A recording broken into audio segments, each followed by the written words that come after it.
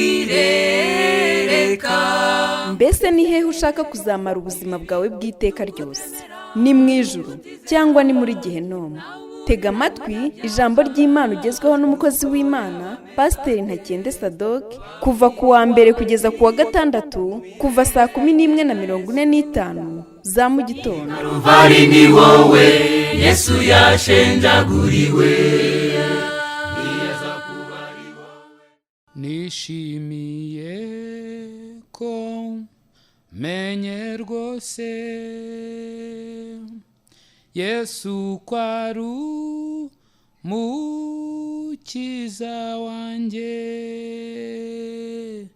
niwe wancu nguje amaraso, ndizera mvuku bwa kabiri. Yambwiye ko ndu munyabyaha, ndihana ndizera arankiza, nibyo ndirimba nibyo mvuga, shima umukizu budasiba. Nditanze nda mwiyeguriye, binzaniri byishimo byinshi, namuhaye byanyanduzaga, abinkura wa mamahoro. Yambwiye ko ndu munyabyaha, ndihana ndizera arankiza, nibyo ndirimba nibyo mvuga, nk'umukizu budasiba. Kubimenya ni kwiza rwose, nduwa Yesu sinshidikanya, ushobora byose arandinda,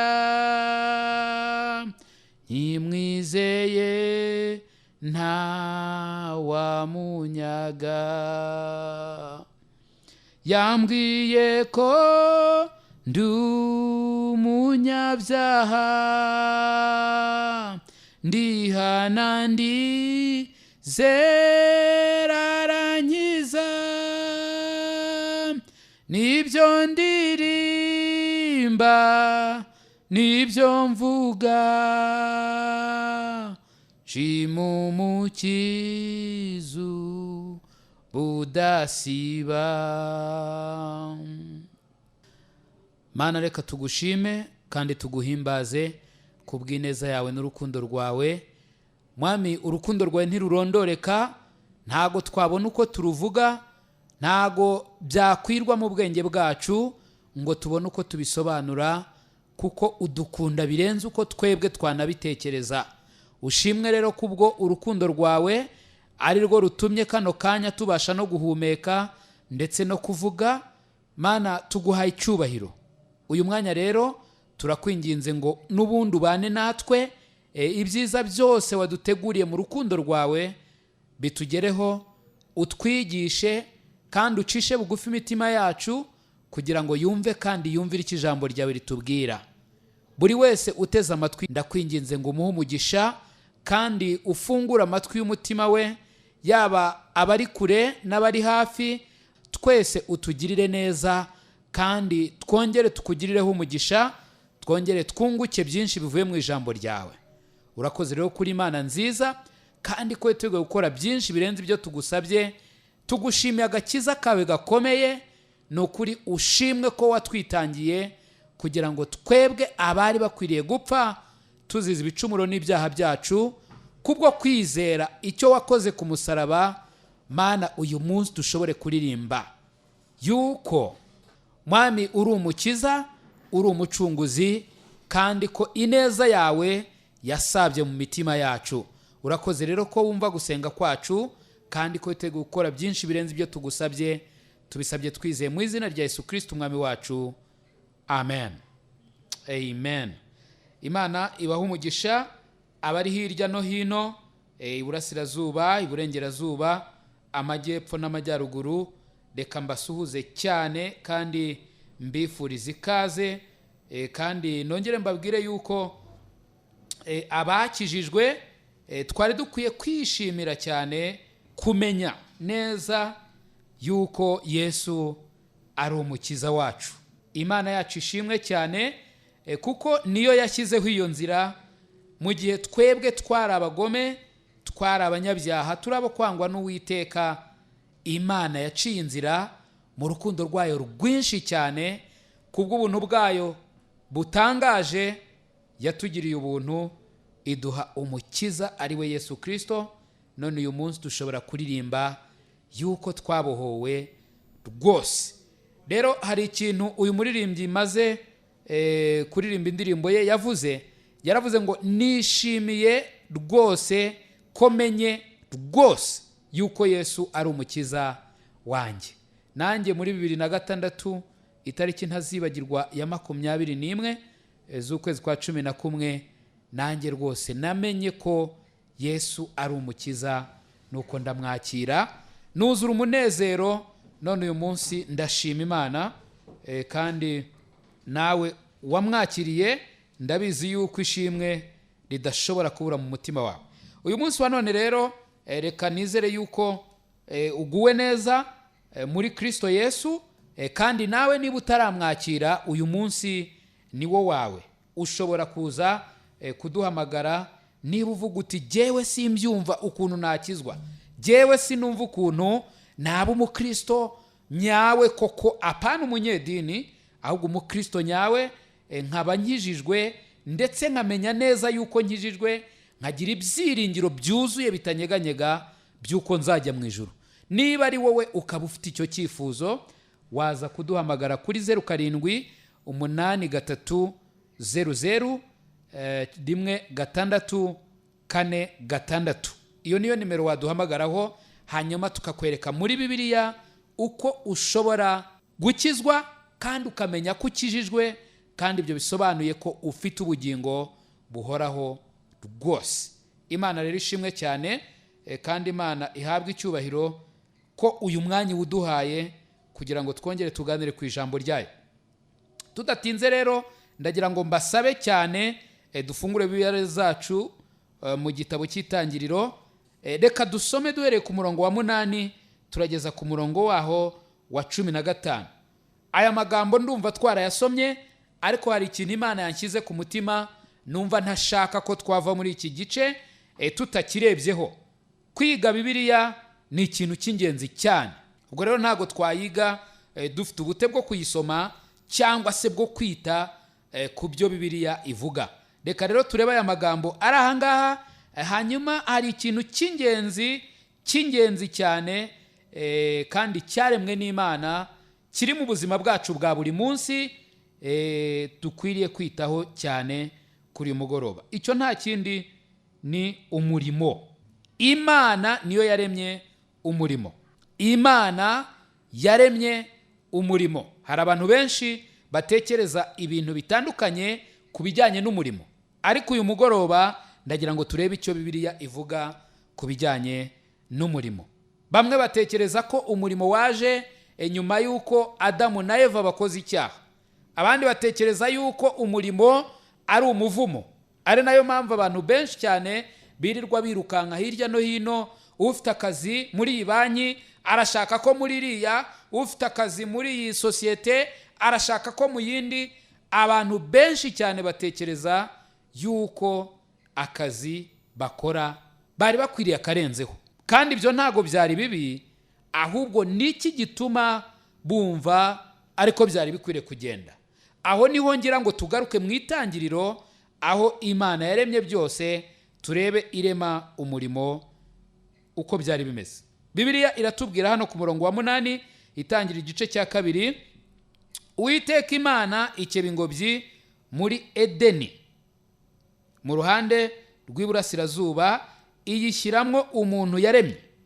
Uwiteka Imana imezamo igiti cyose cy'igikundiro cyera imbuto ziribwa, imeza n'igiti cy'ubugingo hagati muri iyo ngobyi, imezamo n'igiti cy'ubwenge bumenyesha icyiza n'ikibi. Umugezi uturuka muri Edeni unetesha iyo ngobyi, uwo mugezi uvamo wigabanyamo 4. Umwe witwa Pishoni, ari wo ugose igihugu cyose cy'ihavira kirimo izahabu, kandi izahabu yo muri icyo gihugu ni nziza. Iyo niho hari ubushishi buva ku giti bwitwa budola n'amabuye yitwa shohamu. Undi witwa Gihoni, ari wo ugose igihugu cyose cy'Ikushi. Undi witwa Hidekeru, ni wo uca imbere y'igihugu cyitwa Ashuri. Uwa 4 witwa Ufurati. Uwiteka Imana ijyana wa muntu imushyira muri iyo ngobyi yo muri Edeni ngo ahingire ibirimo ayirinde.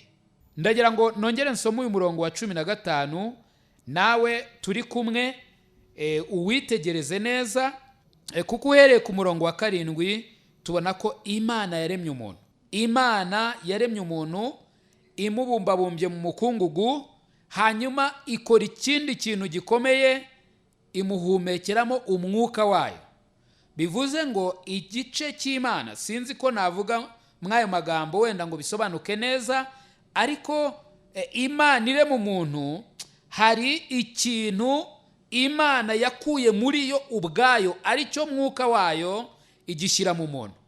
Umuntu rero yaremwe afite ishusho y'Imana, niko yamuremye. Umugabo n'umugore, Bibiliya irambwira ngo niko yabaremye, bafite ishusho y'Imana, niko Imana yabaremye.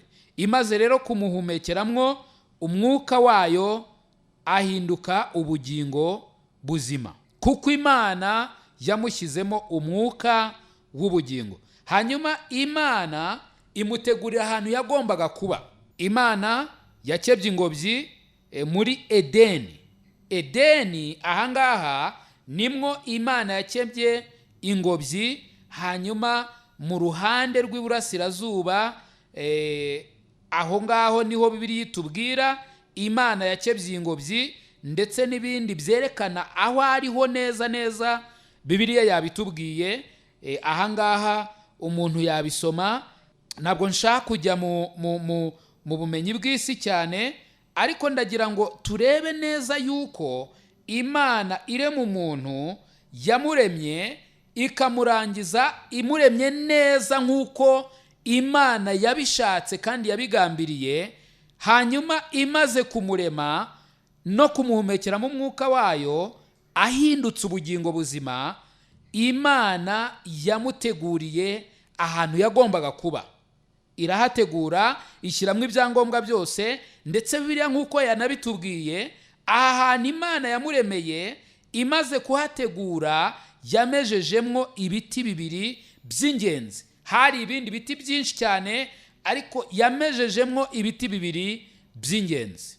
Uko tuzegera imbere, ndagira ngo ibi biti tuzabivugaho. Aha hantu kuri uyu murongo wa 9 uhaca akarongo, kuko ibi biti uko ari 2 tuzabigarukaho. Ibyo biti ni iki ngiki Imana yaremye ikakimeza muri iyo ngobyi, cyitwa igiti cy'ubugingo. Igiti cy'ubugingo. Haruguru gatoya uribuka ko Imana yahumekeye muri Adamu, yari imaze kubumba mu gitaka, ari aho ngaho gutyo gusa, adahumeka, atareba, atagira gute. Imana imuhumekeyemo umwuka w'ubugingo, Adamu ahinduka ubugingo buzima. Noneho reba muri uyu murongo wa 9, Imana imeza igiti cy'ubugingo hagati muri iyo ngobyi. iki ni igiti cya mbere. Imana irangije irema imeza ikindi giti cy'ubwenge bumenyekanisha icyiza n'ikibi. Aya magambo yiteho kandi uyaceho akarongo, tuzayagarukaho mu kiganiro cyacu cy'ubutaha. Ariko umanutse hepfo ari naho ubona ibijyanye naho iyi ngobyi Imana yakebye mu busitani bwa Edeni yari iherereye. Urabona neza yuko aha hari ahantu nyaho hariho, ntabwo ari igitekerezo, ntabwo ari igitekerezo. Ndetse mvunaguye mu magambo makeya, abahanga n'abasomyi ba Bibiliya barebye bakitegereza ibingibi Bibiliya ivuga byerekana aho iyi ngobyi yari iri, biragenda bikagwa muri Iraki.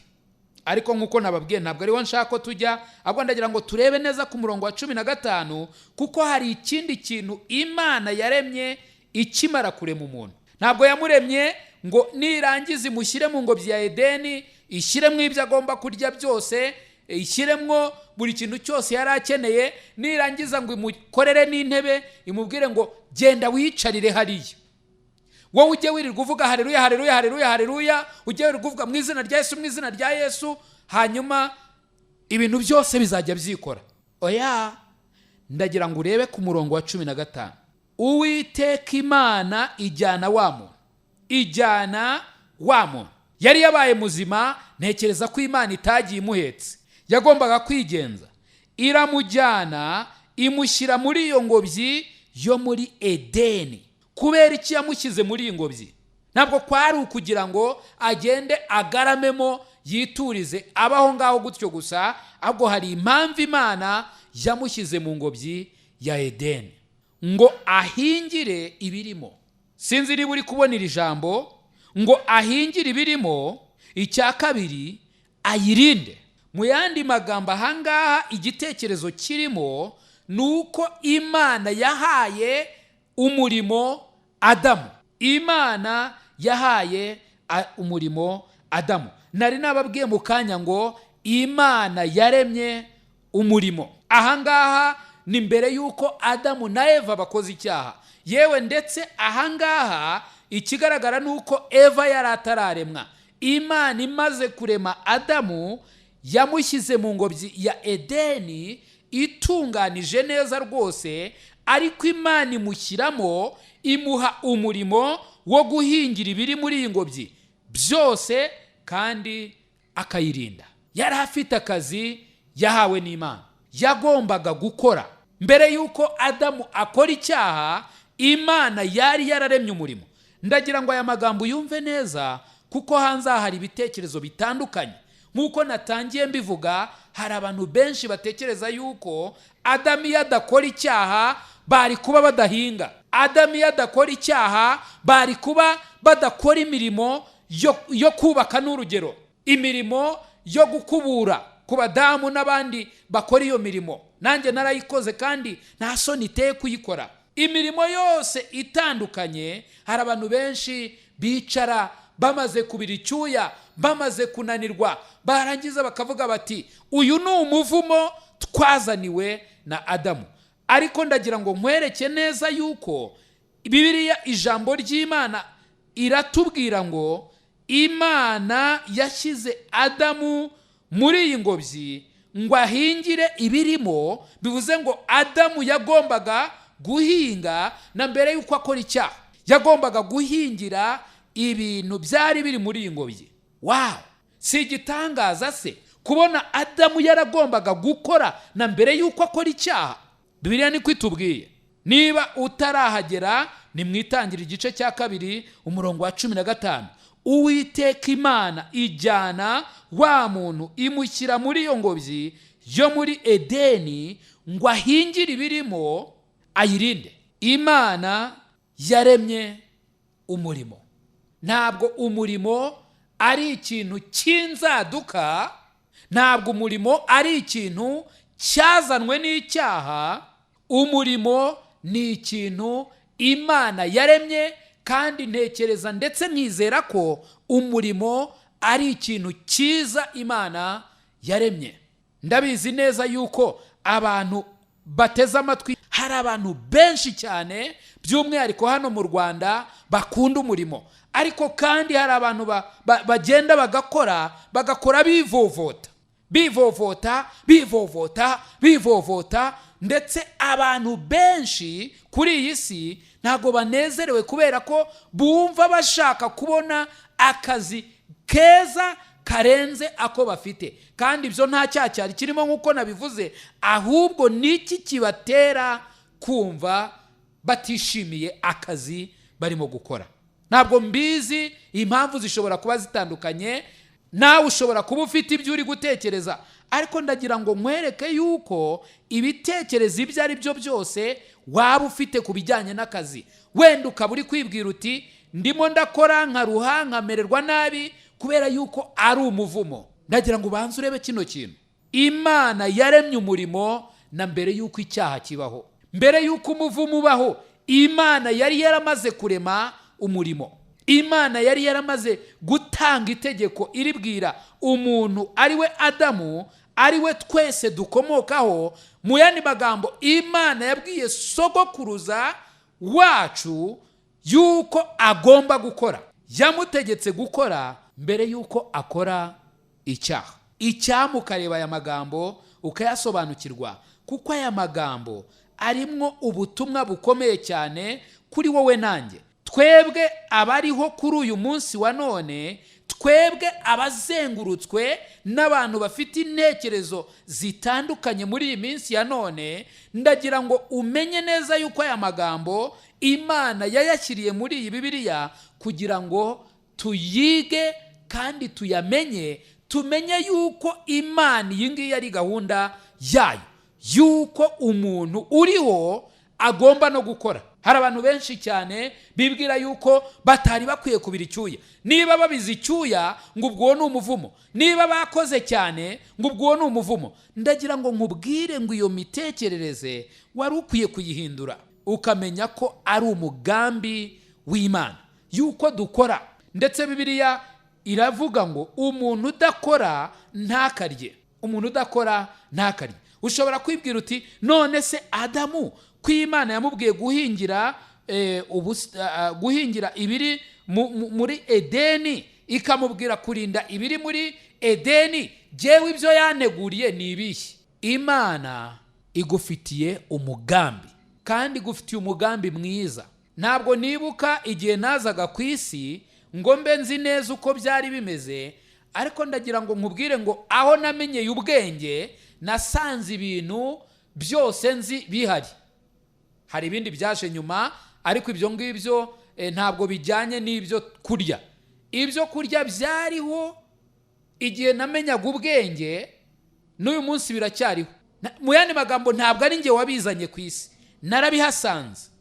Sinzi papa umbyara uko byamugendekeye, ariko nawe ntabwo yigeze ambwira ubushakashatsi bwe yahimbye ngo ambwire wenda ngo niwe wavumbuye amateke cyangwa imyumbati cyangwa ibirayi cyangwa umuceri. Oya, ntabyo yambwiye.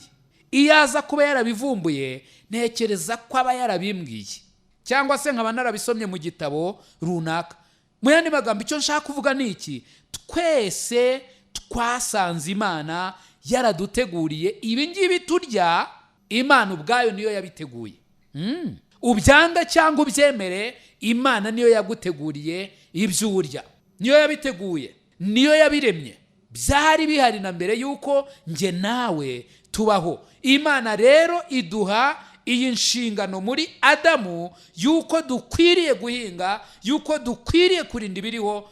Kandi Imana ishimwe cyane kuko itaturemye ngo iduterere aho ngaho tuba abantu badafite icyo bamaze. Imana irakora. Papa wo mu ijuru arakora. Natwe dukwiriye gukora kuko ni nako yaturemye. Dukwiriye gukora. Bagabo namwe badamu, basore namwe mwankumi mwe, mwese abateze amatwi nanjye ndimo, ndagira ngo mbabwire yuko dukwiriye gukora kandi tunezerewe dushima Imana, kuko Imana niyo yaremye umurimo. Ni koko icyaha kimaze kuza, ibintu byarahindutse, ibintu byose birasharira, ibintu byose bihinduka nabi. Ariko ndagira ngo nkubwire yuko ukwiriye kwikuramo iyo myumvire ivuga yuko umurimo ari umuvumo. Umurimo ntabwo ari umuvumo, ahubwo icyaha nicyo cyatumye ibintu byose byangirika. Icyaha nicyo cyatumye ibintu byose byangirika. Wari ukwiriye kwanga icyaha, ariko ntabwo wari ukwiriye kwigera wanga umurimo. Hari ibintu byinshi Imana idutegeka gukora, ntabwo nabivuga ngo mbirangize. Adamu ahangaha tubonye ko yategetswe guhingira ibirimo no kurinda ibirimo. Ndavuga muri iyo ngobyi. Ntekereza ko iri tegeko ritahindutse. Wowe nanjye dukwiriye kurinda ibiriho. Dukwiriye kurinda ibiriho. Ibihe? Iby'Imana yaremye, byaba ibiti, byaba ibiribwa, ibintu byose dukwiriye kubirinda. Kandi ibi ngibi ntekereza kandi nkizera ko binezeza Imana. Hari ikindi kintu Imana itubwira gukora, by'umwihariko abizera Bibiliya. Reka turambure Bibiliya zacu muri Timoteyo wa kabiri igice cya 2 umurongo waho wa 15. Kubizera, ndavuga kubakijijwe, Bibiliya hari icyo idutegeka gukora. Timoteyo wa kabiri igice cya 2 umurongo waho wa 15, Bibiliya iratubwira ngo ujye ugira umwete wo kwishyira Imana nk'ushimwa, umukozi udakwiriye kugira ipfunwe, ukwiriranya neza ijambo ry'ukuri. Muri Bibiliya y'Icyongereza, ndavuga iya King James, Bibiliya yo mu 1611, iravuga ngo wige kugira ngo utagaragaraho umugayo, ube umukozi ukwiriranya neza ijambo ry'ukuri. Hano Bibiliya iratubwiye ngo ugire umwete wo kwishyira Imana nk'ushimwa, umukozi udakwiriye kugira ipfunwe. Aya magambo ahanini arerekeza ku bakozi b'Imana. Abakozi b'Imana bakwiriye kuba ari abantu bakijijwe koko by'ukuri. Abangaba rero hari icyo Imana ibategeka. Intumwa Pawulo yari irimo kwandikira Timoteyo. Timoteyo wabaye umubwirizabutumwa ukomeye kandi wigishijwe na Pawulo. Pawulo amwandikira aramubwira ngo ujye ubibutsa ibyo, ubihanangirize imbere y'Imana ko bareka kurwanira amagambo, kuko ari ntacyo bimaze, ahubwo bigusha abumva. Ujye ugira umwete wo kwishyira Imana. Turasabwa nk'abizera, by'umwihariko abakozi b'Imana, kugira umwete wo kwishyira Imana. Uyu ni umurimo wanjye, uyu ni umurimo wawe, ko dukwiye kugira umwete wo kwishyira Imana. Ese ibi bivuze iki? Dukwiriye kurwana urugamba, turwana na kamere yacu y'umubiri, tukayisikamira, tukayirwanya, tukareka kujya aho ishaka ko tujya, ahubwo tukagira umwete wo kwegera Imana. Tukagira umwete wo kwegera Imana. Hanyuma Bibiliya iravuze ngo umukozi udakwiriye kugira ipfunwe. Umukozi udakwiriye kugira ipfunwe. Ndagira ngo nkubwire nshuti yanjye, niba uneze amatwi ukaba uri umukristo, ukaba warakijijwe rwose, ukaba ukunda Imana, wari ukwiriye kuba umukozi udakwiriye kugira ipfunwe. Ndabizi hari bamwe bagiye kumbwira ngo nge nta kazi ngira. Aya magambo bwira Imana yakubabarire, kuko ufite akazi. Niba uri umudamu ufite akazi, niba uri umugabo ufite akazi, niba uri umusore ufite akazi, niba uri umukobwa ufite akazi. Nta muntu uriho ari muzima ngo abe adafite akazi. Ahubwo twebwe uko tubona ibintu byose tubibarira mu mafaranga. Nta kibazo, ariko ndagira ngo nkwereke yuko ufite akazi. Niba uri umumama, ufite akazi ko kwigisha abana bawe, ufite akazi ko kwita ku rugo rwawe, ufite akazi gakomeye kajyanye no kwigisha abandi bari bato. Niba uri umukristo, ariko niba kandi uri umupapa, ufite akazi ku bana bawe, ufite akazi ku rugo rwawe, ufite akazi gakomeye cyane. Hanyuma nyuma y'ibyo ukagira akandi kazi ko kujya gushaka ibyo washaka ibyo ari byo byose. Hari abakora kugira ngo babone amafaranga, ibyo ni byiza. Hari abajya gukora mu murima wabo bagahinga, hanyuma ibyo bejeje bikavamo ibibatunga, ndetse hakavamo n'ibyo bakuramo amafaranga yo kubona ibindi. Ibyo nabyo ni byiza. Hari abakora akazi ko kwita ku matungo, ibyo nabyo ni byiza. Hari abigisha, hari abatwara amamodoka, hari abakora ibintu byose. Ibyo byose ni ibintu abantu dukora kugira ngo buri wese uri kuri iyi si abashe kubona ibyo akeneye. Rero ntabwo umuntu akwiriye kwigera yibwira yuko nta kazi afite, kuko igihe udafite akazi kaguha amafaranga, ufite akazi ko gukora ibindi byinshi cyane bijyanye n'ibyo ukeneye muri ubu buzima, byinshi cyane bijyanye n'ibyo ukeneye muri ubu buzima. Rero wari ukwiye kuba umukozi udakwiriye kugira ipfunwe. Hari umudamu umwe twarimo tuganira uyu munsi wa none, ambwira ijambo, ariko iryo jambo ntabwo ryigeze rimva ku mutima. Yambwiye ati buriya umubyeyi w'umumama iyo yabyaye abakobwa hanyuma bose akabashyingira, aba azi neza uwo ahangitse, azi neza n'uwo ahaye umugeni nyamugeni. Icyo kintu nacyumvise nkomeza kugitekerezaho koko. Ariko uyu mwanya icyo ngira ngo urebeho kuri icyo kintu ni uko niba umubyeyi w'umumama atarigeze yubaka umwana we yibyariye, ashobora kuzaba umuntu udafite umumaro cyane. Nimvuga umumaro cyane, ndimo ndashaka kwerekeza ku kuba adashoboye kugira ubwenge cyangwa se ubushobozi bwo gusohoza inshingano ze nk'umumama cyangwa se nk'umupapa, bitewe n'uko atigeze ahabwa ibyo yari akwiriye guhabwa byose, yaba ari ukubihabwa n'umubyeyi we w'umumama cyangwa n'umubyeyi we w'umupapa. Kubera iki uyu munsi wa none abamama beza cyangwa se b'inyangamugayo bazi neza kubaka ingo zabo bari kugenda baba bake? Ni ukubera yuko abamama b'ejo hashize bacitse intege. Kubera icyo abapapa nyabo uyu munsi babuze? Ni ukubera yuko abapapa b'ejo hashize bacitse intege, ntabwo bakoze akazi kabo neza. Ndagira ngo nkubwire ngo ufite akazi wa mupapa we, ufite akazi wa mumama we, ufite akazi gakomeye cyane karenze n'ako washobora kwigera uhemberwa. Wari ukwiye rero kumaranira kuba umukozi udafite ipfunwe.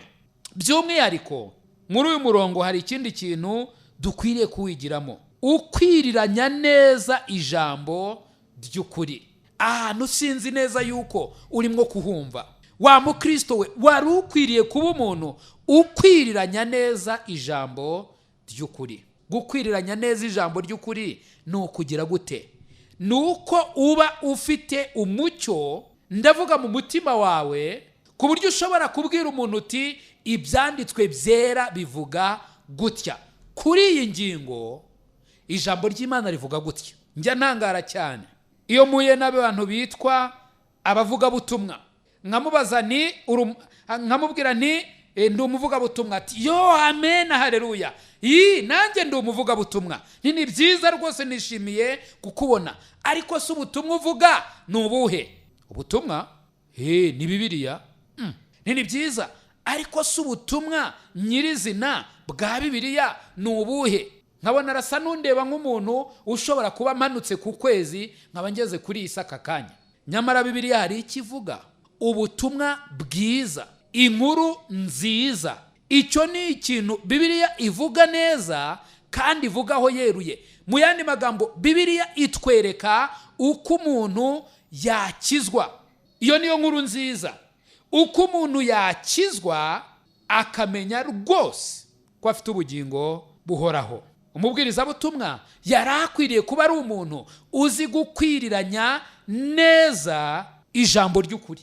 Wari ukwiriye kuba uzi uko wabwira umuntu inzira y'agakiza. Ariko se wabimenya ute utigeze ugira umwete wo kwiga ijambo ry'Imana? Mu yandi magambo, icyo nshaka kuvuga ni uko niba uri umukristo, wari ukwiye kumenya neza ijambo ry'Imana. Warimenya ute se? ukwiriye gufata umwanya ugasoma iyi Bibiliya, ukwiriye gufata umwanya ugatekereza ku ijambo ry'Imana. Dawidi yarabivuze cyane muri Zaburi 119, yavuze ukuntu ijambo ry'Imana yarihishe mu mutima we kugira ngo adacumura ku Uwiteka. Yavuze amagambo menshi cyane, ndetse avuga neza ku murongo w'115 mu mbabarire w'icyo gice, Zaburi 119 umurongo w'105, avuga yuko ijambo ry'Imana ryamubereye itabaza, ryamubereye urumuri rumurikira ibirenge bye. Wari ukwiye kumenya neza ijambo ry'Imana. Iki nicyo Bibiliya idutegeka, kandi nimba ari Bibiliya ikidutegeka, menya ko ari Imana ikidutegeka. Imana ishaka ko twiga ijambo ryayo tukarimenya. Ndagira ngo turebe mu Befeso igice cya 6, ari naho tugiye gusoreza. Abefeso igice cya 6. Icyama ugakunda umurimo, icyama ugashima Imana kuko yaremye umurimo. Ndagira ngo turebe hano abantu batandukanye Bibiliya igenda ivuga. Ivuga ko abana bakwiriye kumvira ababyeyi. Mu yandi magambo, umubyeyi afite inshingano zo kuyobora umwana we, kandi kimwe mu bintu umubyeyi mwiza akwiriye kwigisha umwana we, akwiye kumwigisha gukunda umurimo, akwiye kumwigisha gukora. Yaba ari ukumwigisha gukora nk'umumama, yaba ari ukumwigisha gukora nk'umugabo, ariko umubyeyi afite inshingano ikomeye yo kwigisha umwana we umurimo. Noneho rero umwana nawe afite inshingano yo kumvira umubyeyi. Umwana utumvira ababyeyi ntashobora kurama. Niyo yarama, ntabwo yarama ari mu mahoro, yaramira muri gereza cyangwa se ahandi hantu, cyangwa mu mubabaro, kubera yuko atigeze amenya neza icyo kubaha ari cyo. Umurongo wa 5 w'iki gice hari ijambo rikomeye uvuga. Uravuga ngo namwe mbata mujye mwumvira bashobuja bo ku mubiri nk'uko mwumvira Kristo. Wow! Ndagira ngo rino jambo nongere ndisubiremo. Namwe mbata, cyangwa se muri iyi minsi yacu, reka iri jambo twumve ko rivuze abakozi. Namwe bakozi. Ijambo imbata ni ijambo rya kera, cyangwa se ryakoreshwaga kera, risobanuye ijambo ryacu ry'uyu munsi wa none, umukozi. Namwe bakozi mujye mwumvira bashobuja. Hano ubu ngubu nshyizemwo ba bosi banyu, mushobora kubyumva neza. Namwe bakozi mujye mwumvira bashobuja, ba bosi banyu bo ku mubiri. Ndavuga wa wundi w'inyamirambo ukorera, ndavuga wa wundi wa Nyabugogo ukorera, ndavuga wa wundi wa hariya mu nganda ukorera, ndavuga wa hano mu mujyi ucururiza. Bibiliya irakubwira niba uri umukristo ngo ujye umwumvira. Ku kihe kigero? Nk'uko wumvira Kristo. Ikibabaje ni uko abakristo benshi batumvira Kristo. Ni nayo mpamvu abakristo benshi batumvira bashebuja. Uyu munsi wa none abantu benshi bakaba barabuze umuntu w'umwizerwa, kubera yuko abakristo batumvira Kristo, bityo bakaba nta shusho nziza bafite y'ukuntu bakumvira bashebuja. Ariko Imana ishaka ko, kandi Imana itegeka ko bakozi mwumvira bashobuja nk'uko mwumvira Kristo, mububashye, muhinda imishyitsi, kandi mutaryarya mu mitima yanyu. Mu yandi magambo, ntabwo ukwiriye gukorera shobuja umutima wawe uri ahandi, ahubwo wari ukwiriye kumukorera umutima wawe uri kuri we, ndetse no ku nshingano yaguhaye. Umurongo waho wa 6 turavuga ngo ntimukabakorere bakibahagarikiye gusa ngo mumere nk'abanezeza abantu, ahubwo mumere nk'imbata za Kristo, mukore iby'Imana ishaka mubikuye ku mutima. Mana, haba Kristo bo muri iyi minsi gukora umurimo uwo ari wo wose dukora tubikuye ku mutima. Duhe gukorera ba databuja nk'aho turi gukorera Kristo.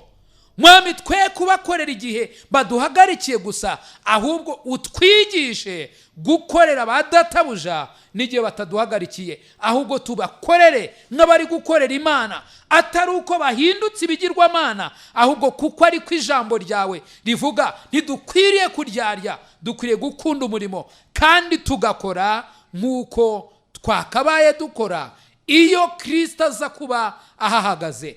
Icyampa abakristo bo muri iyi minsi bakamenya icyo ijambo ry'Imana rivuga.